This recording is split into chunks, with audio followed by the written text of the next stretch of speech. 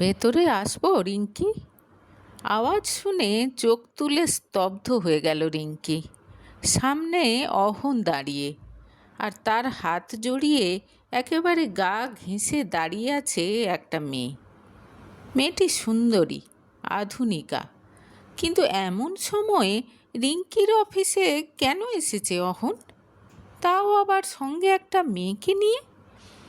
যা বলার বাড়িতেই তো বলতে পারত। মেয়েটা কেনই বা অহনের সঙ্গে এরকম চিপকে আছে?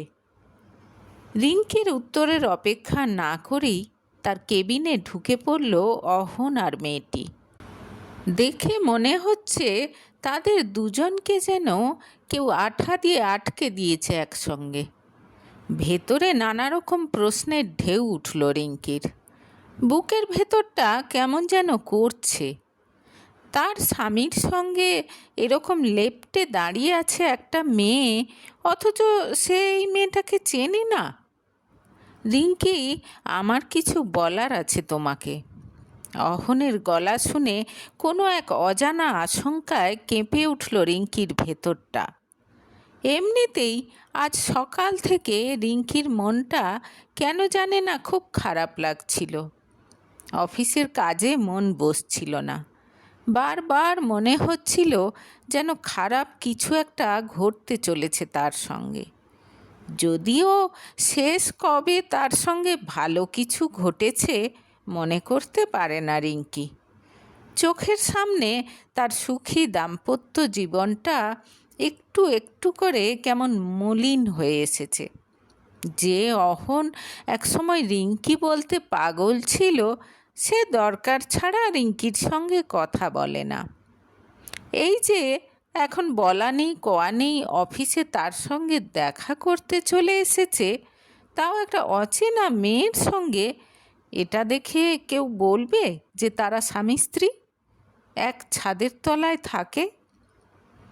তোমাকে কিছু বলার ছিল। এ হচ্ছে পারিজাত। এটুকু বলে থেমে গেল অহন। অবাক হয়ে তার দিকে তাকিয়ে থাকলো রিঙ্কি। তবে কি সে যা আশঙ্কা করেছিল সেটা সত্যি হতে চলেছে?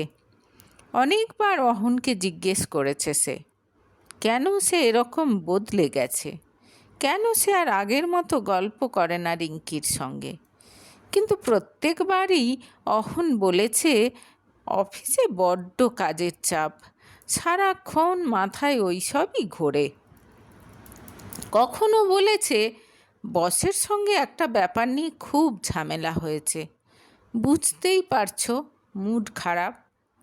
মোট কথা, কখনোই সে রিঙ্কিকে কিছু বুঝতে দেয়নি। অনেকবার তার সঙ্গে কথা বলতে চেয়েছে রিঙ্কি।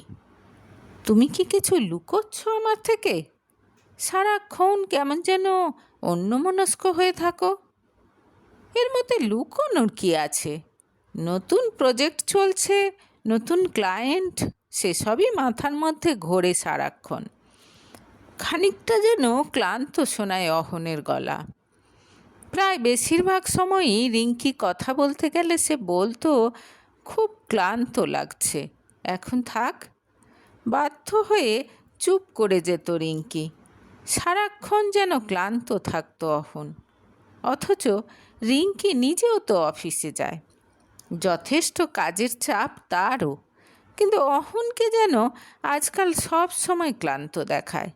রাত করে বাড়ি ফেরে, অর্ধেক দিন বাড়ি ফিরে ডিনার করে না। প্রায় দিনই একা একা খেতে হয় রিঙ্কিকে। এইভাবেই বেশ কয়েক মাস কেটে গেছে।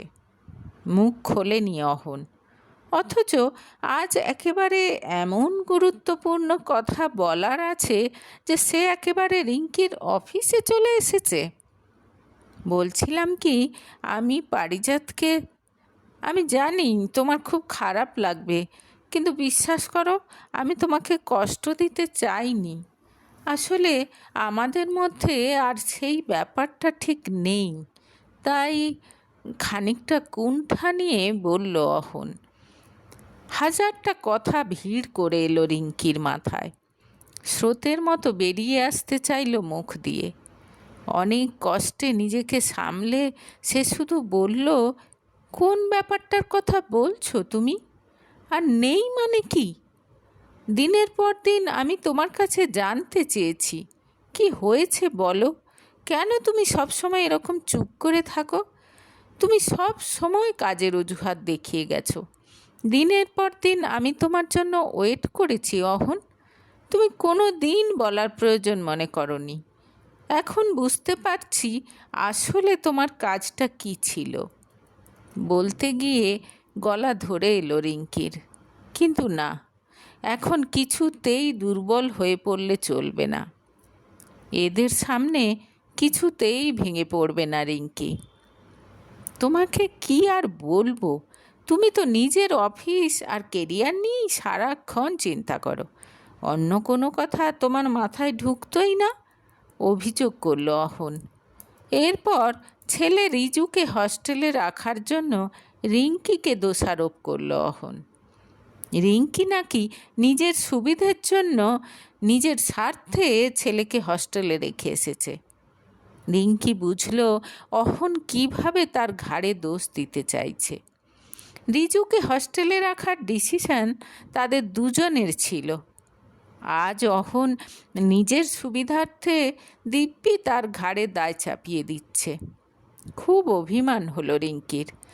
তার মাতৃত্ব নিয়ে প্রশ্ন তুলছে অহন, তাও আবার একটা বাইরের মেয়ের সামনে। অথচ এই অহনই একটা সময় বলতো তার স্ত্রী হিসেবে আর রিজুর মা হিসেবে একেবারে পারফেক্ট রিঙ্কি। জীবনে তাই কোনো অভিযোগ নেই তার। তীব্র বেগে বেরিয়ে আসতে চাওয়া কান্নাটাকে অনেক কষ্টে সামলানোর চেষ্টা করল রিঙ্কি। আমার মনে হয় যেখানে ভালোবাসা নেই সেখানে, কিছু একটা বলতে যাচ্ছিল পারিজাত নামের মেয়েটি, কিন্তু রিঙ্কি তাকে একেবারে এক ধমকে চুপ করিয়ে দিল। এই, এটা আমার আর আমার হাজব্যান্ডের মধ্যে কথা হচ্ছে, একদম চুপ করে থাকবে। চুপ করে গেল পারিজাত। অনেক কষ্টে নিজেকে শক্ত দেখানোর চেষ্টা চালিয়ে গেল রিঙ্কি। এদের সামনে কিছুতেই ভেঙে পড়বে না সে। বলছিলাম কি, আমি আর পারিজাত এখন থেকে একসাথে থাকব। তুমি চিন্তা করো না, তোমার আর রিজুর কোনো অসুবিধে হতে দেব না আমি। তাই নাকি? বুক ভেঙে গেলেও মুখে একটা বাঁকা হাসি খেলে গেল রিঙ্কির। হ্যাঁ, আমি চলে গেলেও তুমি ওই ফ্ল্যাটেই থাকবে। রিজুর হস্টেল খরচ আর বিশেষ করে ফ্ল্যাটের ইএমআইটা আমি যেমন দিই তেমন দিয়ে যাব, জানালো অহন। তার কোনো দরকার নেই, আমার ছেলের খরচ আমি নিজেই চালাতে পারবো। আর যেহেতু ওই ফ্ল্যাটে এখন থেকে আমি একাই থাকবো, ওর ইএমআইটাও আমিই দেব। জেদ ঝরে পড়ল রিঙ্কির গলায়। দুটো মিলে তো অনেক টাকা, আমি ঠিক ম্যানেজ করে নেব, তোমাকে ওসব নিয়ে ভাবতে হবে না। মুখে বললেও ভেতরটা ভেঙে চুরে যেতে লাগলো রিঙ্কির। সে জানে না কিভাবে কি হবে, কিন্তু এই মুহূর্তে অহনের থেকে কিছু নিতে হবে ভাবলে ঘেন্না লাগছে তার। ঠিক আছে, আমি আজ আর ফিরবো না, কাল গিয়ে জিনিসপত্র নিয়ে আসবো, বলল অহন। ঘাড় নাড়ল রিঙ্কি। গলার কাছে যে কান্নার দলাটা আটকে আছে, কথা বলতে গেলেই সেটা বেরিয়ে আসবে। এরকম করতে পারল অহন তার সাথে? সব কিছু একেবারে গুছিয়ে নিয়ে রিঙ্কিকে নিঃস্ব করে দিয়ে চলে যাওয়ার ঠিক আগের মুহূর্তে তাকে জানাতে এসেছে। আবার মুখে বলছে সে নাকি রিঙ্কিকে কষ্ট দিতে চায়নি। অথচ কতবার জানতে চেয়েছে রিঙ্কি, বুঝতে চেয়েছে কেন হঠাৎ এত চুপচাপ হয়ে গেছে অহন। তবে কি সে অহনের জন্য সেই ভরসার জায়গা হয়ে উঠতে পারেনি? 2 বছর প্রেম, তারপর বিয়ে, ছেলের জন্ম, ছেলেকে বড় করা, সব কিছুতেই সব ডিসিশন তারা একসঙ্গে নিয়েছে। তাহলে কেন এই ব্যাপারটাতে তাকে এরকম অন্ধকারে রাখলো অহন? একদিনে তো আর এত সব হয়নি। দিনের পর দিন তার থেকে একটু একটু করে নিজেকে সরিয়ে নিয়েছে অহন, আর ওই মেয়েটার সঙ্গে ঘনিষ্ঠতা বাড়িয়েছে। আমরা তাহলে এখন আসি। অহনের প্রশ্নে বাস্তবে ফিরে এলো রিঙ্কি। চোখ মেলে দেখল অহনের হাত জড়িয়ে বেরিয়ে গেল পারিজাত। নিজেকে হঠাৎ খুব দোষী মনে হলো রিঙ্কির। তার এত বছরের দাম্পত্যে তবে কি সত্যিই কোনো ঘাটতি ছিল যে আজ তাকে ছেড়ে এই মেয়েটার সঙ্গে এতটাই জড়িয়ে পড়েছে অহন? সে অহনের বিবাহিতা স্ত্রী, তার বাচ্চার মা, কিন্তু ওই পারিজাত নামের মেয়েটি অহনের ওপর যেটুকু অধিকার ফলাতে পারছে সে তো সেটা পারছে না। তার প্রচেষ্টায় কি কোনো খামতি থেকে গেছে, নাকি সে চাইলে সময় মতো সব কিছু আটকাতে পারত? এই তো কিছুদিন আগে অহনের জন্মদিন ছিল। সকালে অফিসের তাড়াহুড়োয় কিছুই করতে পারেনি রিঙ্কি। সন্ধেবেলা তাড়াতাড়ি অফিস থেকে ফিরে অহনের পছন্দের নানা রকম রান্না করেছিল সে। কেক আনিয়ে রেখেছিল। ভেবেছিল অহনকে দারুণ সারপ্রাইজ দেবে, কিন্তু অহন ফিরল রাত 12:30টায়। অপেক্ষা করতে করতে ক্লান্ত হয়ে সোফাতেই ঘুমিয়ে পড়েছিল রিঙ্কি। অহন এসে জানালো কোনো ক্লায়েন্টের সঙ্গে মিটিং ছিল, ডিনার করেই ফিরেছে। একটু খটকা লাগলেও ব্যাপারটা মেনে নিয়েছিল রিঙ্কি। হঠাৎ আফসোস হলো তার, তখনও যদি সে ব্যাপারটা আরেকটু সিরিয়াসলি নিত। নানা রকম চিন্তার ঝড় উঠে বুকের মধ্যেটা যেন উথালি পাথালি করতে লাগলো রিঙ্কির। কম্পিউটারের দিকে তাকাতেই পারছে না সে। চোখের জলে সব ঝাপসা হয়ে যাচ্ছে। মিছিমিছি অফিসে বসে থেকে কোনো লাভ নেই, বুঝতে পারল সে। কাউকে কিছু না জানিয়েই বেরিয়ে চলে এলো। বাড়ি পৌঁছেই একটা মেল করে দেবে ম্যাডামকে। বাড়িতে ঢুকেই হাউমাউ করে কান্নায় ভেঙে পড়ল রিঙ্কি। ঘরটা যেন গিলে খেতে আসছে তাকে। চারদিকে অহনের স্মৃতি। কি করে এখানে একা থাকবে সে? আজ সকালেও তো এখানে ছিল অহন, এই সোফাতে বসেছিল। সামনেই তাদের বিয়ের ফটো বড় করে বাঁধানো, পাশে হানিমুনে গিয়ে তোলা 2টো ছবি। কত খুশি লাগছে তাদের দুজনকে এখানে। কি করে এই সব কিছু ভুলে, সব কিছু ছেড়ে যেতে পারলো অহন? রাতে কিছু না খেয়েই শুয়ে পড়ল রিঙ্কি। মাঝখানে একবার নিজেকে সামলে ছেলেকে ফোন করেছিল। এখনই ছেলেকে কিছু জানানো যাবে না। অন্য দিনের মতো স্বাভাবিকভাবে 2-4টে কথা বলেই ফোন রেখে দিয়েছে সে। যাই হোক, অনেক রাত পর্যন্ত কান্নাকাটি করার পর ভোর রাতের দিকে ঘুমিয়ে পড়ল রিঙ্কি। সকাল 6টার সময় ঘুম ভেঙে গেল তার। এমনিতে 7টায় অ্যালার্ম দেওয়া থাকে, কিন্তু আজ অ্যালার্ম বাজার আগেই ঘুম ভেঙে গেল। সঙ্গে সঙ্গে আবার সব কিছু মনে পড়ে গেল তার। আবার নিজেকে দোষ দিতে শুরু করলো সে। সত্যিই বোধহয় ভুল হয়ে গেছে তার। সে চাইলে ধরে রাখতে পারত অহনকে।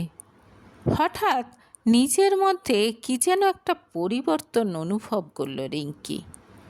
না বলে চিৎকার করে উঠে বসল সে। আমি কিছু ভুল করিনি, আমার কোনো দোষ নেই, নিজের মনে মনে বিড়বিড় করল সে। সত্যিই তো, সে তো কাউকে ঠকায়নি, সে তো সংসার ভাঙেনি, যা করেছে সব অহন করেছে। তাহলে সে কেন কষ্ট পাচ্ছে? ধীরে ধীরে বিছানা থেকে নেমে দাঁড়ালো রিঙ্কি। আয়নায় দেখল নিজেকে। চোখ দুটো বীভৎসভাবে ফুলে আছে, চুল আলুথালু। না, নিজেকে এরকমভাবে দেখতে চায় না রিঙ্কি। ভালো করে চুলটা আঁচড়ালো সে, উঁচু করে ক্লিপ লাগিয়ে বাথরুমে ঢুকলো। চোখে মুখে ঠান্ডা জলের ঝাপটা দিল। অনেকটা সময় নিয়ে ধীরে সুস্থে প্রাত্যহিক কাজকর্ম সেরে প্রায় আধ ঘন্টা পর বাইরে এলো সে। বুকটা যেন একটু হালকা লাগছে তার এখন। আস্তে আস্তে ঘরের চারপাশটা ঘুরে দেখলো সে। যেসব জিনিসপত্র দেখে কাল তার কান্না পাচ্ছিল, আজ সেগুলো দেখে যেন একটা খুশি অনুভব করলো সে। এই সংসারটা এখন তার একার, এই সব কিছুর দায়িত্ব তার। রিজুকে ভালো রাখার দায়িত্ব তার। আর সে তো কখনো তার কোনো দায়িত্ব অবহেলা করেনি। ভালো করে দেখতে দেখলো ফার্নিচারগুলোর ওপর বেশ ধুলো পড়েছে। সোফার কভারগুলো যেন নোংরা লাগছে। সব কিছু পরিষ্কার করবে সে আজ, কিন্তু তার আগে বেশ কড়া করে 1 কাপ চা খাবে। খিদে পেট চোঁ চোঁ করছে। বড় কাপে 1 কাপ চা নিয়ে তার প্রিয় প্রজাপতি বিস্কুট আর 1 বাটি মুড়ি চানাচুর নিয়ে বসলো রিঙ্কি। সকালে এত তাড়া থাকে, রোজ যে এরকমভাবে কোনো দিন চা খাওয়া হয় না। টিভি খুলে পুরনো গানের চ্যানেল ধরল। গান শুনতে শুনতে আর চা খেতে খেতে রিঙ্কির মনে হলো অনেকটা রিল্যাক্সড লাগছে তার এখন। সে পারবে, একা একা সব কিছু সামলে নিতে পারবে সে। রিজুর হস্টেল খরচ, ফ্ল্যাটের ইএমআই, সব। অসুবিধে হলে অনলাইনে 2-3টে টিউশন ধরবে সে, কিন্তু অহনের থেকে 1 পয়সাও নেবে না। নিজের মনকে নিজেই শক্তি জোগালো রিঙ্কি। ম্যাডামকে জানিয়ে দিয়েছে আজ অফিস যাবে না, তাই চা শেষ করে লেগে পড়ল ধুলো ঝাড়তে। সোফার কভারগুলো চেঞ্জ করলো। তার আর অহনের সমস্ত ফটোগুলো একটা বাক্সে ভরে ওপরের তাকে তুলে দিল। কাজের মধ্যেই মনে মনে ভেবে নিল জমিয়ে রান্না করবে আজ। চিকেন বিরিয়ানি বানাবে। মোড়ের দোকানে ফোন করে ছেলেটাকে বলল চিকেন দিয়ে যেতে। রিঙ্কির বিরিয়ানি রান্না যখন প্রায় শেষ, এমন সময় কলিং বেল বেজে উঠল। দরজা খুলে রিঙ্কি দেখল অহন দাঁড়িয়ে, হাতে বড় বড় 2টো স্যুটকেস। আমার জিনিসগুলো হ্যাঁ নিয়ে নাও বলে দরজা থেকে সরে এলো রিঙ্কি। ঘরে ঢুকলো অহন। গোটা ঘরে বিরিয়ানির সুগন্ধ ছড়িয়ে পড়েছে। সকালে মেসেজ পাঠিয়েছিল সে। রিঙ্কি জানিয়ে দিয়েছিল বাড়িতেই থাকবে। তাই অহন ভেবেছিল বাড়িতে এসে একটা অপ্রীতিকর পরিস্থিতির সম্মুখীন হতে হবে। নিশ্চয়ই কান্নাকাটি করবে রিঙ্কি, অনুরোধ উপরোধ করবে। কিভাবে সেগুলো ডিল করবে সারা রাস্তা তাই ভাবতে ভাবতে আসছিল অহন। কিন্তু বাড়িতে ঢুকে যা দেখলো তাতে নিজের চোখকেই যেন বিশ্বাস করতে পারছে না সে। বিরিয়ানি বানাচ্ছে রিঙ্কি, কোন খুশিতে? সে চলে যাচ্ছে বলে? কথাটা ভাবতেই ভেতরে ভেতরে কেমন যেন চুপসে গেল অহনের পৌরুষ। তাছাড়া একবারও তাকে কিছু বলল না রিঙ্কি। কাল অফিসে যেভাবে ভেঙে পড়েছিল, এরই মধ্যে নিজেকে এভাবে সামলে নিল। জিনিসপত্র গুছিয়ে নিয়ে আবার তাই প্রসঙ্গ তুলল সে। আমি না হয় ইএমআইটা দিয়ে দেব। কোনো প্রয়োজন নেই অহন, আমি একাই সব করতে পারবো, সব। তুমি বরং জয়েন্ট ওনার হিসেবে তোমার নামটা উইথড্র করে নিও, আর ডিভোর্সটা যত তাড়াতাড়ি হয়ে যায় সেটা দেখো। রিঙ্কির আত্মবিশ্বাস দেখে কেমন যেন দমে গেল অহন। এর মধ্যেই সে খেয়াল করেছে সোফার কভার চেঞ্জ করা হয়েছে, দেওয়ালে তাদের ফটোগুলো নেই। এত সহজে, এত তাড়াতাড়ি? এই প্রথমবার নিজের ভেতরে কেমন খালি খালি অনুভব করলো অহন। মনে হলো সে যেন অন্য কারো বাড়িতে এসেছে। সুটকেস প্যাক করা হয়ে যেতে ধীর পায়ে বেরিয়ে গেল সে। রিঙ্কি তাকে কিছুই বলল না। এদিকে অহন চলে যেতেই দরজা বন্ধ করে কান্নায় ভেঙে পড়ল রিঙ্কি। কিছুক্ষণ পর কান্নার বেগ কমে এলো তার। বুঝতে পারল অহনকে চিরদিনের জন্য হারিয়ে ফেলল সে। তারপরে তার মনে হলো সে যদি এখনই নিজেকে না সামলায় তাহলে যে সে নিজেকেও হারিয়ে ফেলবে। সেটা তো কিছুতেই হতে দেবে না সে। অনেক দায়িত্ব তার। ভাবতেই চোখ মুছে উঠে দাঁড়ালো রিঙ্কি। জামা কাপড় নিয়ে বাথরুমে চলে গেল। শাওয়ারের তলায় দাঁড়িয়ে প্রতিজ্ঞা করল আর একদম চোখের জল ফেলবে না। চান করে এসে পরিপাটি হয়ে বিরিয়ানি খেতে বসল সে। টিভিতে একটা সিনেমা দেখতে দেখতে আর খেতে খেতে মনটা প্রশান্তিতে ভরে গেল তার। সত্যি তো, এতটাও খারাপ তো নয় তার এই নতুন জীবনটা। এভাবেই বাঁচবে সে একা একা। লাস্ট প্রায় 6 মাস সে তো অহনের অপেক্ষাতে একা একাই কাটিয়েছে। এবার আর কারো জন্য অপেক্ষা করে কষ্ট পেতে হবে না তাকে।